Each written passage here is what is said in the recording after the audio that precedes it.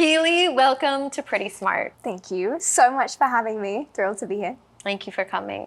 Okay, so before we even begin, I have a favor to ask you. So I think disability language is forever evolving. And if I say anything that is not up to date, I need you to check me. I love you for that. I definitely will. But I will say, one thing with language, I think people tend to get so wrapped up in it, and it's used as like the superficial way not to get into the deeper issues. So I certainly will, and I so appreciate you saying that. But that is my cool. Caveat. Yeah. I like that.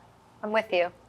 Okay, so before you were an entrepreneur, before you raised millions of dollars, before your advocacy work, you were a ballerina living in London. Tell me a little bit about little Keely. Were you a happy kid? I was. So I grew up on a farm in West Sussex, in the middle of nowhere, in the countryside of England, and I had the best childhood ever. Really? I loved it. Other than school, I loved it. So my parents, they had their own business. They really put me to work very young, and I loved it. I enjoyed running around, being free. But then when school happened, I did not enjoy it so much. I was bullied pretty badly as a kid, but that made me spend more time at home, on the farm, and then eventually working from a really young age. I didn't know you were bullied. Very badly. And I still to this day don't know why. I think I am dyslexic. I did get diagnosed with dyslexia at a young age, and I was often separated in the classroom. And I think that definitely didn't help. Yeah. But I think also I lived on a farm. I went to school, I'd do the horses in the morning, and I would probably smell like a farm.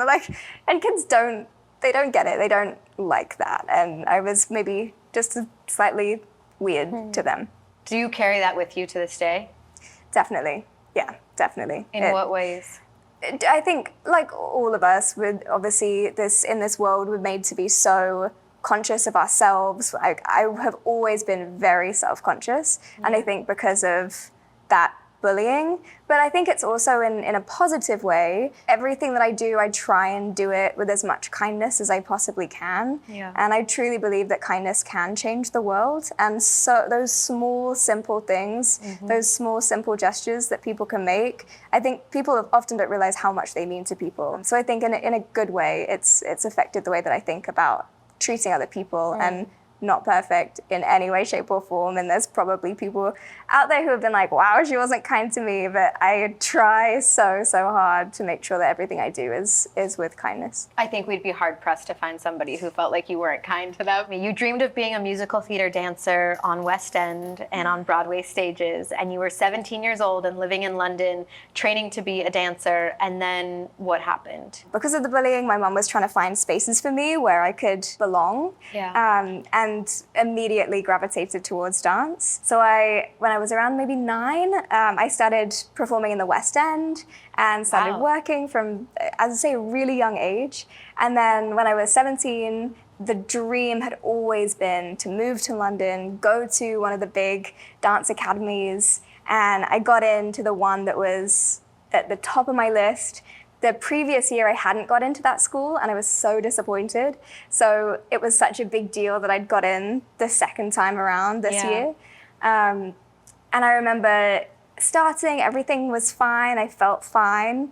But then relatively soon into training, I just started to just get sick. I'd just be in pain, symptoms that I couldn't really explain.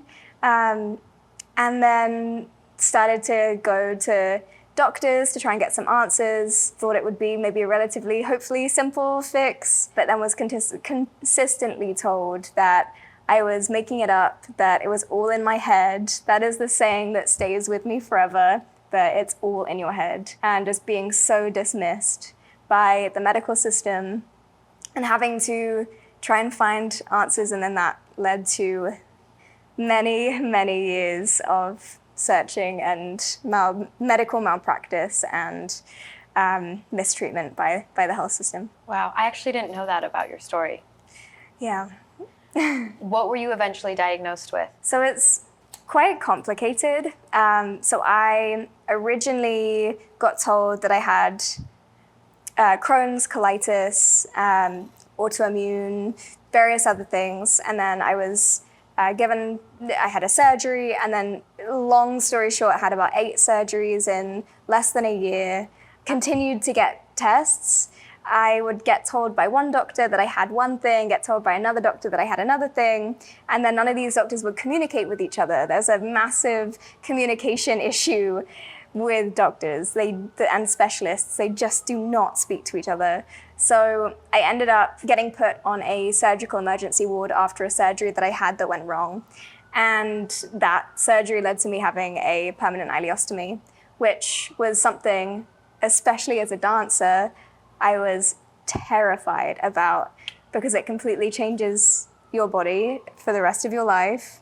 And but saying that, it stopped so many of the symptoms that were so disabling. Yeah. But it's weird how it made me disabled, but it actually freed me in so many ways. So it's very complicated. The diagnosis piece is very layered and complex. Did you get a call that something had gone wrong, or you felt like something had gone wrong? So I knew as soon as I woke up that something had gone wrong. How'd you know? Just didn't feel right. And because I'd at that point woken up from so many surgeries, and you know the difference between like normal pain and not normal pain, I think. Okay. I just knew. And that doctor is actually going through, I think, a lot of legal battles right now in the UK. So I felt tested on like a guinea pig in many ways for a long time. Yeah. There was a lot of experimental surgeries and things that I shouldn't have been put through. And that was definitely one of them. And still to this day, I still have issues because of that specific surgery. That's hard. It's as you said that's hard for me to even hear. Do you still feel devastated by it? I feel so let down by the system that's supposed to save you. And I try and block it out in so many ways. I have definitely not dealt with it yet. It just gave me a completely new perspective. And especially as a white woman, so privileged, right? This health system, I can't even explain it. It just completely new perspective on life. How did your life change when you realized you were going to have to give up on your dream of being a dancer? I went through a long phase of depression. I didn't think I wanted to be around anymore. I thought I was done. And I actually remember being in hospital, and I didn't want any visitors. I didn't want anyone to come and see me. And that was for a long time. So I was in hospital, in and out, but mainly in for about 4 years. And I didn't really want anyone to come and see me, but a friend, someone who at the time was a teacher at one of the schools at the school that I was trying to go to. And she came in and she was like, "You just have to find a way to give." And that completely changed my life. And it took me such a long time to realize what she'd actually said to me. But in that moment, I was like, okay. She said, "You need to take yourself out of your own pity pit. Like, stop focusing on you. You're being so selfish right now. Stop focusing on you. Take yourself out of that pity pit and give." And that was the switch that was like, okay, so I may not have the dream that I always wanted. I may not be able to go on the path that I always thought I was going to go down, but maybe I can help other people go down their paths and achieve their dreams. And then that led to the start of me just trying to help friends get jobs within the entertainment industry, and eventually spiraled into a much bigger kind of direction in life. So did you notice people reacting to you or treating you differently when you became disabled? When I first came out of hospital, and it's really interesting, when I came out of hospital, although they kind of give you your initial medical supplies that you're going to need, they give you the number of the place that you're going to have to continuously keep ordering medical supplies from for the rest of your life and all these other things. They don't actually say "Oh, congratulations, welcome to the disabled community." It's not like that kind of graduation. So for a while, I didn't even know that I was disabled. And I didn't expect people to treat me any differently. But I do remember because I have a hidden disability, sometimes I use a cane and sometimes I don't. And when I have a cane, it is very interesting to see the difference of how people react and treat me. But I do remember when I got on the bus one time, pretty soon after coming out of hospital, and I really needed to sit down. And I sat in where it had like the disabled sticker thing, where it was specifically allocated for disabled people. And I remember sitting in that seat and someone just getting so mad at me and just slating me and saying like, oh, you're taking advantage of the system. Don't be so ridiculous. Like all these horrible things. And I did not have the energy or the confidence to say, actually, I live with a hidden disability. I need to sit because of XYZ reason. And that was the first kind of small realization, like, oh, okay, things are going to be slightly different. And I do remember running out of medical supplies for the first time because I completely forgot that I have medical admin now, and I need to remember to consistently make sure I have a stockpile of medical stuff, and being like, oh my God, I can't leave my home because I don't have what I need. And things like that, it started to become real. Yeah. So you say disability comes in many forms and many different lived-in experiences. In recognizing that wide range, how do you understand yours? It's a great question. So I, for the longest time, would say, I'm not disabled, I'm chronically ill. And I didn't realize the full breadth of the disabled community. I had, because of the media, a very limited knowledge of what disability means. And if we look at representation that we've seen within film and TV, it's usually been disabled people have been either the villains, victims, or inspirations, and these very specific tropes. And I was like, I don't fit into any of those. And I also thought only disabled people are wheelchair users, right? Had no idea that it encompassed everyone who was neurodivergent, who was chronically ill, who were ambulatory wheelchair users, and all of these different lived experiences.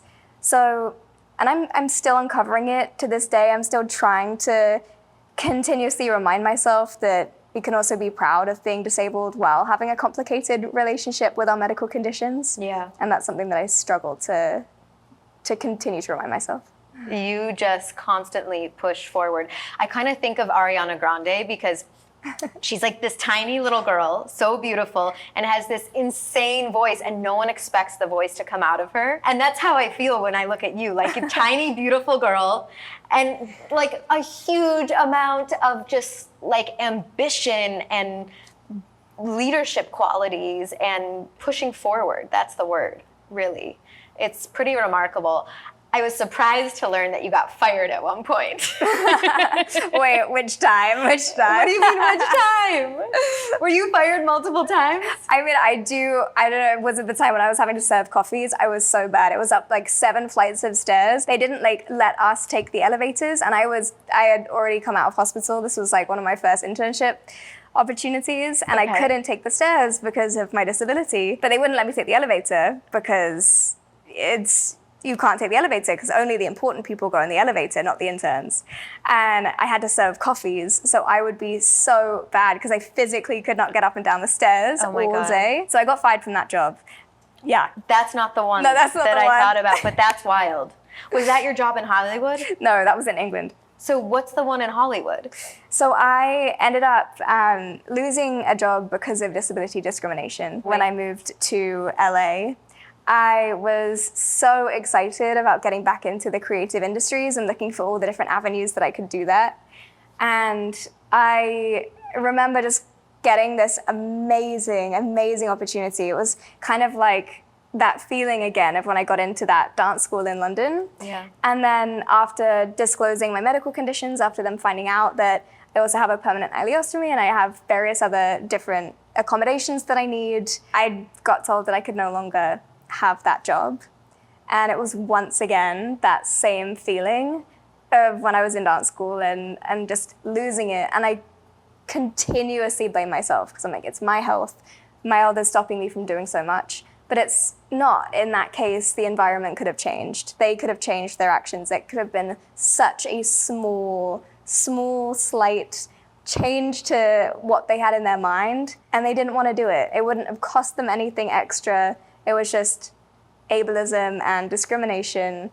And I remember when that happened too, I had no idea that that was against the law. Right. I had no idea of my rights. I still probably at that point didn't openly identify as disabled.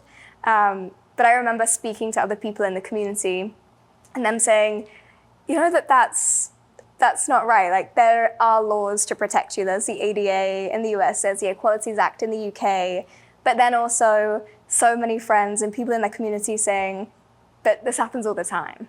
Wow. And there's just this normalization of discrimination.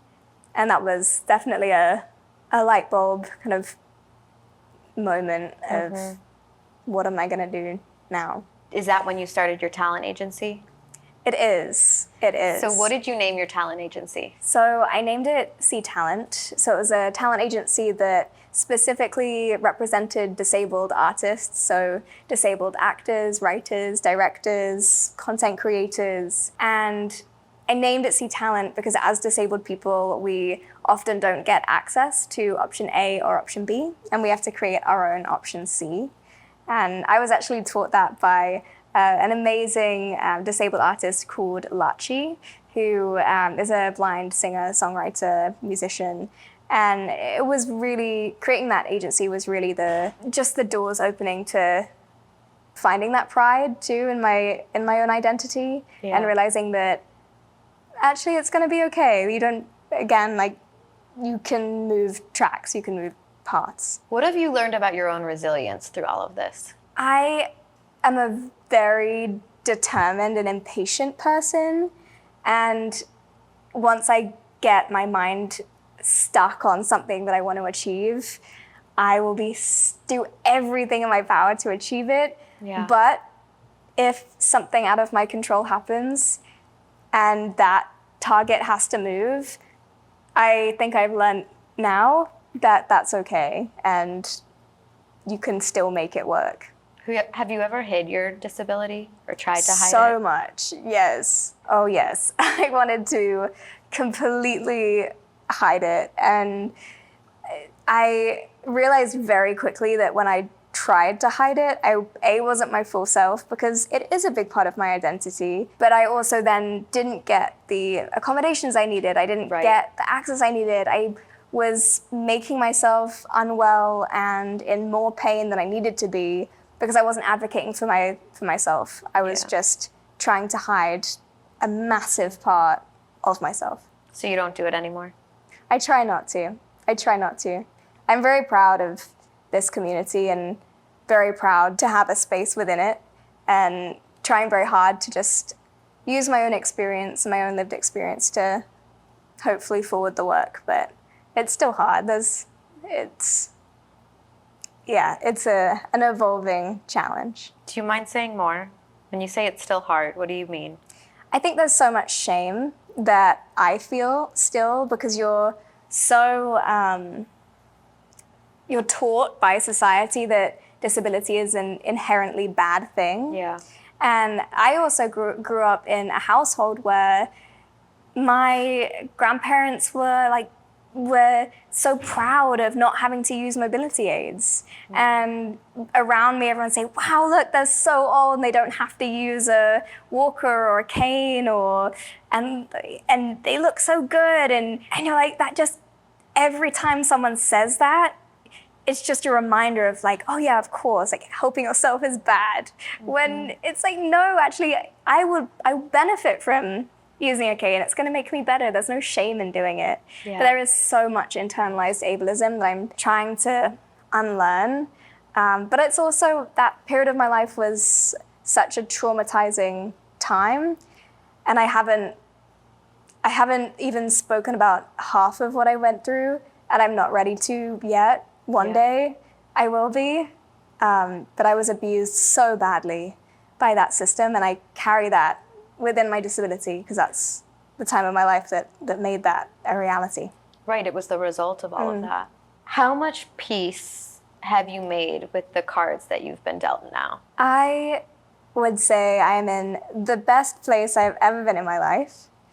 And I've definitely made peace with the journey that I'm now on, as opposed to the one that I could have been. Because I do think there's also that grieving period that you have to go through. Yeah. Realizing that what you wanted to do is not a reality, and you have to grieve that like anything else.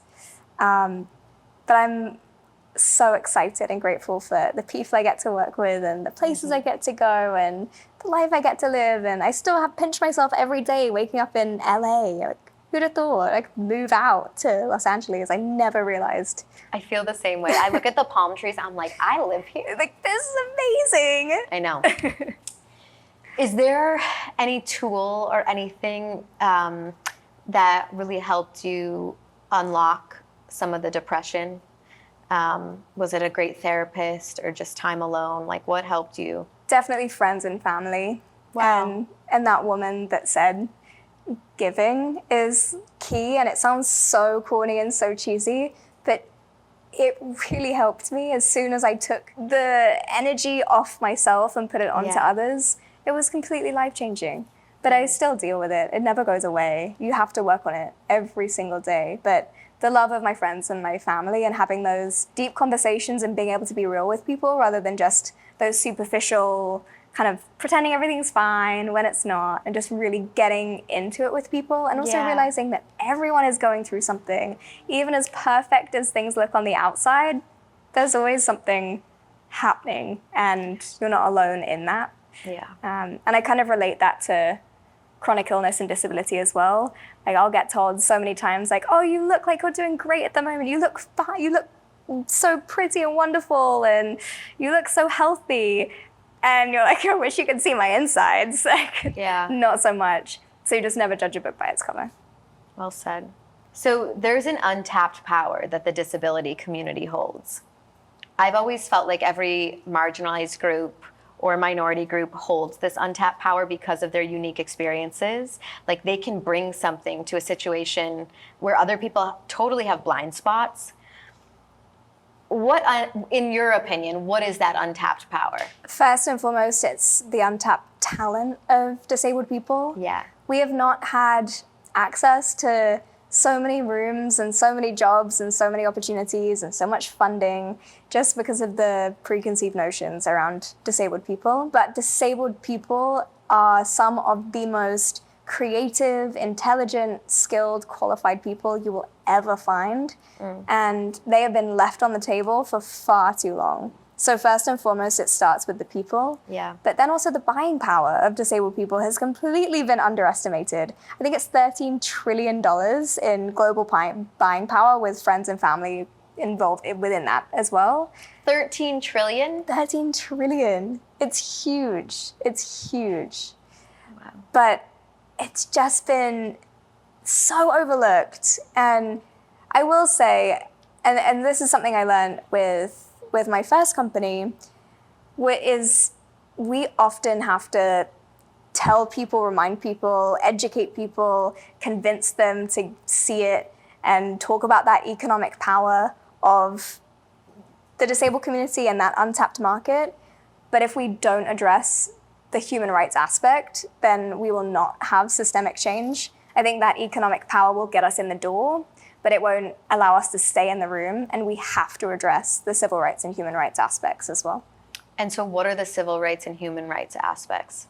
Basic human decency, the ability to be able to go to work, to have healthcare, to have accessible transportation. So much of it just still does not exist. We are so often the last issue to be looked at. Even during the pandemic, disabled people had do not resuscitate orders put on their door forcibly because our lives were deemed as less valuable. There's a 2018 study by Accenture and the American Association of People with Disabilities. They found 3 things that I think are worth noting. 1, companies that hire and support people with disabilities within their workforce have 28% higher revenue than those that don't. 2, those companies have higher profit margins. 3, the US GDP could increase at least $25 billion if more people with disabilities were given the opportunity to join the workforce. That is remarkable. From an economic standpoint, we are all missing out. And that is, I guess, what moves like capitalism, right? Yep, absolutely, absolutely. And yet, studies have shown that disabled people are more than twice as likely to be unemployed, even less likely to graduate from college compared to non-disabled individuals. You are really trying to harness the power of the disabled community. What power are you trying to harness to create long-lasting change? I want to see more disabled people in leadership positions. Okay. Disabled people getting the funding, they're becoming the CEOs, they are finally getting the visibility that they deserve. And we're finally seeing, I would love to finally see access beyond basic compliance become a norm. Like access to education, access to work, just the basic things. Because I think people don't realize how much energy it takes to have to advocate and ask for the simplest of things. So when you say simple things, I think of on-ramps, I think of accessible restrooms. I know that's not really meaningful change. That's like the tip of the iceberg. What does meaningful change look like? Definitely the tip of the iceberg. I think a good example is, again, the pandemic, when disabled people have been fighting for decades to be able to work from home and to have that as a basic accommodation. Right. And it was only when non-disabled people needed it, and there was a global pandemic, that accommodation was granted. And we saw the employment rates of disabled people spike during that time because we finally got that accommodation granted. And that's not all disabled people, that is a group of disabled people. That's not, everyone has different access requirements and wants, but I think it shows the deep-seated bias that exists. And if we just got those, if we were just listened to, things would be so different. That's a really good example. It costs nothing. It costs nothing. And even if it does, even if it costs something, usually it is a drop in the bucket. But if it really doesn't cost, in the grand scheme of things, allowing someone to do their best work, bring their whole selves to an environment, surely that it doesn't even matter, right? Yeah. So you founded Making Space Media to center the disabled voice. What are the portrayals of disabled characters that you want to see on screen in Hollywood? I want to normalize disabled people being experts in subjects beyond just disability. Okay. I want to see the disabled surgeon, the disabled model, the disabled mom, the disabled politician, like any role. Right. Pretty much could be someone who is disabled. It doesn't have to be. It's like blind casting. Yeah, absolutely. And I do also want to see the intentional roles as well. Like I want to see my experience reflected on the screen. I remember coming out of hospital and just craving seeing someone who had a similar condition or an ileostomy or something that even the tiniest bit that I could relate to, because I remember Googling my condition and Googling an ileostomy and just being like, oh my God, I am terrified. And I was also on a ward, on the gastro ward, so just old people. So it was me and a ton of old people. So I just wanted to see young, cool, hip, sexy, disabled people. And I couldn't find that representation anywhere. The only piece of representation I found that I could even slightly relate to was on one of those medical shows. Yeah. And the person who was receiving the permanent ostomy, unfortunately, chose to have assisted suicide. Oh, and I just remember that shattering my mental health. So I think often people underestimate the importance of representation in all its forms on screen. It's so powerful for people's mental health and what we believe that we can achieve. So the last I read, you raised $2 million in your pre-seed round. Is that correct still? Yes. First of all, congratulations. Thank you. Many people still view disability through the lens of nonprofit. You say that's annoying. Yes, to put it politely, yes. What else do you say to that? Oh my gosh, like, fuck you. Can I say that? Yeah. I am so mad every time someone says, wow, I love what you're building. It's so cool, but just make it a charity. It'll be so much easier. People love to give money to poor disabled people. It makes me so mad. So mad. And I'm so passionate about this untapped opportunity that we haven't seen, but also about, as a disabled entrepreneur, I know and have so many amazing disabled entrepreneur friends who are so underfunded. So disabled entrepreneurs are 400 times less likely to be funded than non-disabled entrepreneurs. 400? 400 times less likely. And I think it's women get less than 2% capital, but disabled people, it's hardly ever checked. That 400 times number came from the first ever report done on disabled entrepreneurs, which was done last year. So, were you a part of that? I was not a part of the report, but I know the people who were, and I'm so proud to know them, and I'm so grateful for them. Their work is so needed. Wow. I think you draw a lot of parallels between the skills that are required for entrepreneurship and what you've learned from being disabled. What are the parallels in your mind? So, and actually something that we've just built on the tech platform, on the Making Space tech platform, is a tool that turns the lived experiences of disability into transferable skills. And something that I didn't realize was, from having to manage a quite extensive medical team and keep very good documentation of every procedure, everything I went through, it would help with managing my team at work and being organized in a fundraise. And you really take for granted those lived experiences, but they can be so beneficial. And also just being someone who has to navigate the world slightly differently, and also having to have had learned that at such a pivotal time in my life at the age of 17, when you're not supposed to be going through those wild life-changing experiences, I think it has really set me up for success as an entrepreneur when you have to do those things very frequently. I really love the name of your company, Making Space. You're good at naming things. Thank you. For anybody who doesn't know, what's the mission? So our mission at Making Space is to create meaningful careers for disabled people and to really provide the tools and the resources for disabled people to become influential leaders. And I'm incredibly grateful and lucky to be building this and creating this alongside Sophie Morgan, who is a phenomenal disability rights advocate and is very fierce, as I know you know. She could pack a punch. She is fierce. She can. Oh, she can. I have no words. I love her too.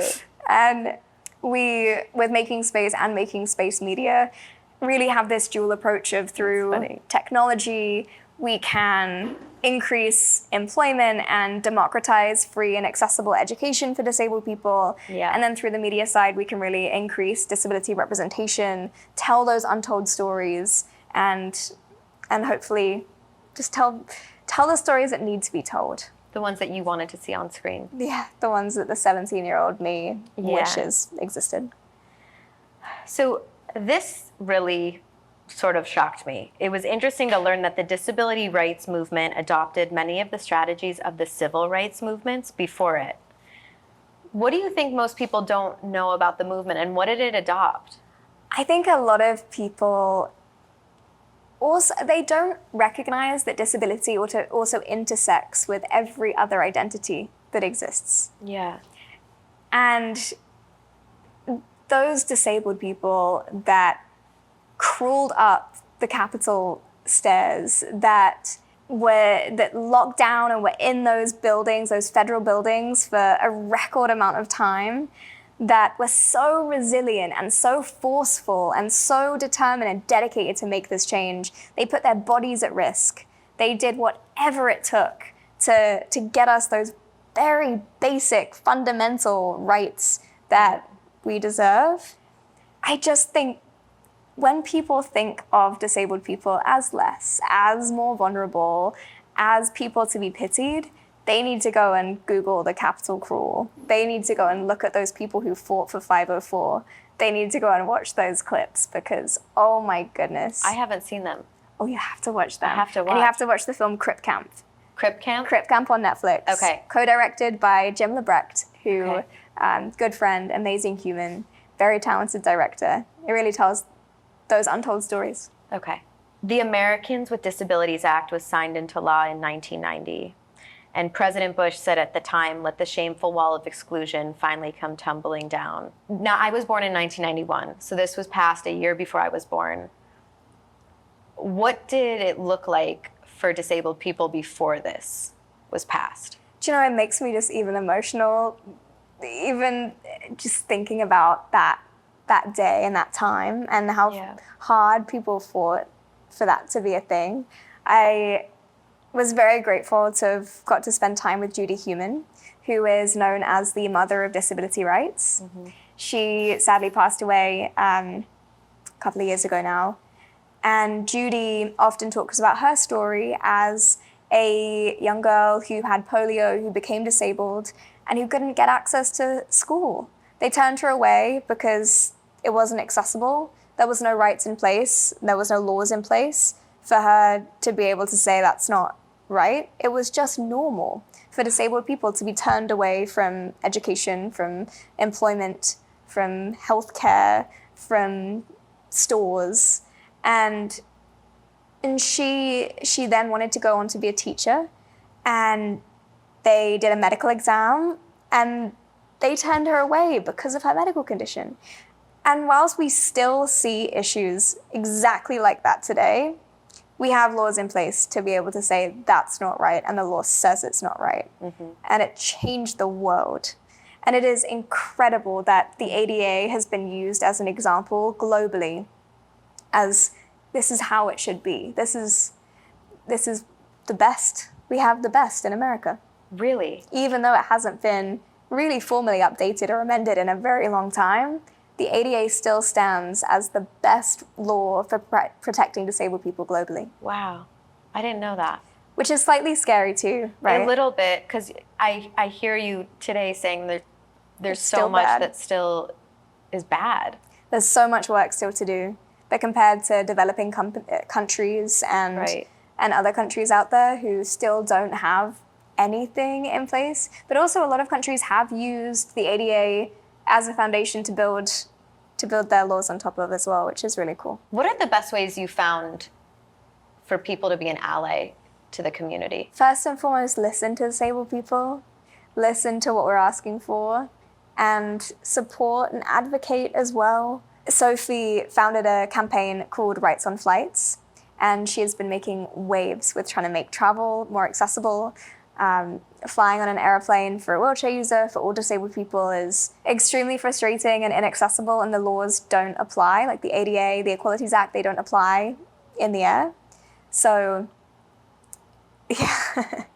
So they often, you were just treated so poorly and you have no way to hold the airlines accountable. So allies can absolutely get behind these movements that are already there, that already created, support them. We really need the burden to also be taken off of the disabled people, because we're tired. It's exhausting. And it's exhausting. Yeah, it is. So as part of making space, you've recently done some work with NBC. Yes. So over the past year, we began work with NBC Sports to increase the employment of disabled people for the broadcasting of the Olympics and the Paralympics.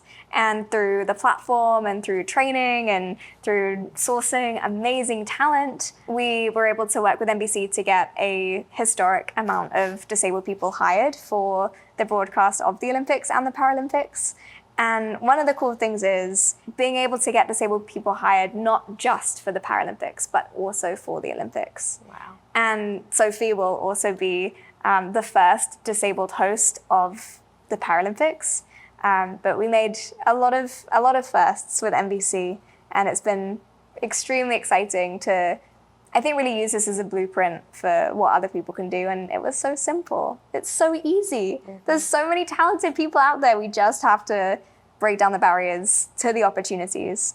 You've had so many incredible experiences, met so many interesting people. Is there something that stands out to you as a moment? That's a great question.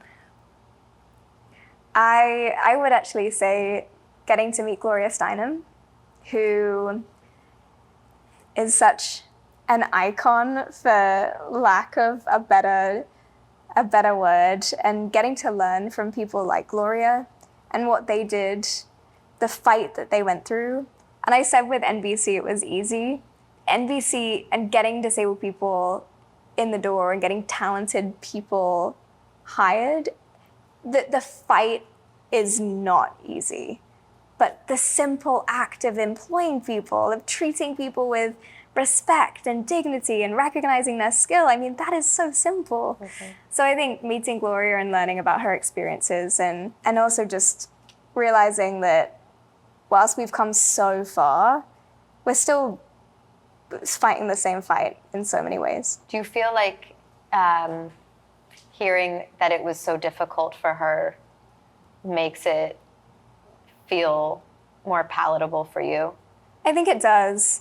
I think it's also scary and frustrating when you really dedicate your whole life to advancing the rights of disabled people, of this, you dedicate your life to this fight, and knowing that you won't see it come to fruition in your lifetime. You'll have the small wins, you'll have the good moments, but you really pass the baton to the next generation. And it just continues. It continues on. Is there anything tangible that you've taken from her and learned that you could share with us? I would say with Gloria, I think she is known for looking at issues in such an intersectional way, and that there's never one individual sole path to change. You have to include everyone. And I think that's the biggest takeaway, is making sure that you are bringing everyone in and not leaving anyone behind. You're being mentored by her right now. I think part of mentorship is that the mentor either sees parts of themselves in the mentee or wants something about the mentee to rub off on them. What do you think she sees in you? Has she told you? She hasn't, but I love that you said that. I love that. I hope so. What an honor to even have that thought, you know. I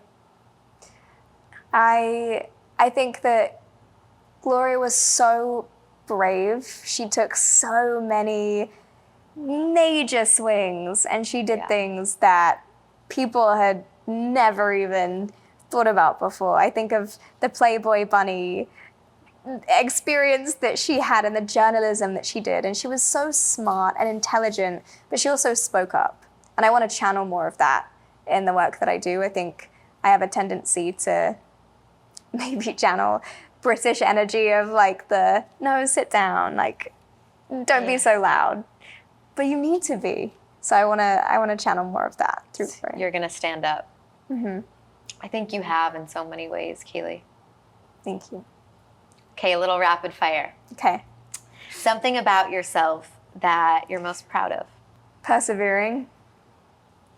Who's your biggest role model? My grandpa. Really? I thought you were going to say Gloria. I mean, definitely Gloria, but my grandpa was everything to me. What's his name? So he passed away a couple of years ago. His name is Paul Zeta. CB. He has an award from the Queen. Whoa. Why? So he was one of the founders of the Sports Aid Foundation, which was a foundation that supported getting athletes to the Olympics and Paralympics. So this NBC opportunity also feels very full circle, and I wish I could talk to him about it. Why was he passionate about that? I think was just so passionate about bringing opportunity to the people who didn't have that access, and he recognized that there were these very skilled, talented people who were also passionate about representing their country, but didn't have the opportunity to do it just because of finances, just because of their lived experience, their situation. And he wanted to change that. That's pretty unbelievable that's in your bloodline. Yeah. Wow. What's the number one lesson that your mom has taught you? Oh, my mom is the best. She has instilled this unbelievable positivity within me. Even at the lowest of lows, she would make a way to make sure that I genuinely smiled. So just constant positivity, not in a toxic way, but just in a way to get you through the times that you need to get through. What's a movie that you put on when you're sad? The Parent Trap.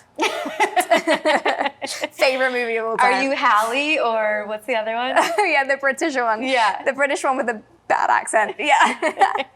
Was the accent bad? I always thought it was good growing up. I mean, it was a little bit bad. I feel like my accent kind of sounds like that now because I've lived in America for like That's 5 years. Okay, one thing every woman should try once. Wearing men's clothes.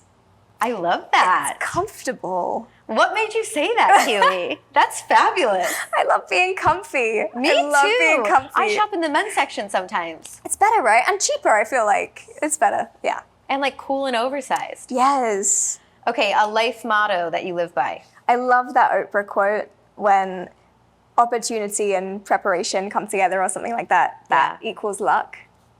I like that too. Yeah. A book that you think should be required reading. Definitely Sophie's Driving Forward memoir. It's amazing. The smartest decision you've ever made. Starting my own business. Why? I think I could have been fighting to get employed, struggling to get employed for a very, very long time. But being able to be self-sustaining, and yes, it is so hard, but being able to change systems that are so broken and just do things in the way you want to do them whilst having fun. Yeah, I would say that was the best decision. Okay, last question. Grab a question, everything card.